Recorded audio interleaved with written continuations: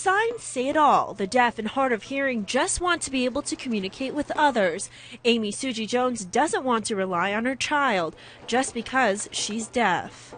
I will become very dependent on other people like my son. I would have to depend on my son who is 13, and I would have to depend on other people would have to depend on their parents. The Deaf and Hard of Hearing Advisory Board was told that 2 of its services would most likely be cut on June 30th due to a lack of funds.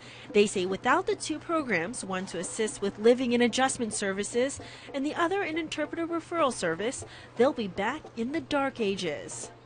Say, for example, a hospital would have to call an interpreter one by one. What if I have a life or death situation? And what if I die before an interpreter gets there because they couldn't find an interpreter? Patty Sakal's mother set up the interpreter referral service more than 35 years ago. She's now an interpreter herself.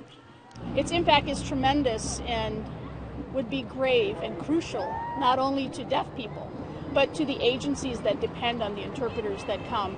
She wants the agency to continue providing qualified sign language interpreters to the community her mom invested in the 1970s. As an interpreter, people can always call us, but for me, the focus is on the deaf community because that's where my mom's heart was as well, and that's where my heart is too.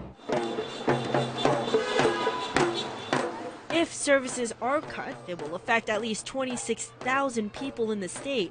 Those rallying today say the programs are crucial in order for them to keep their independence. Nana Okawa, KITV 4 News.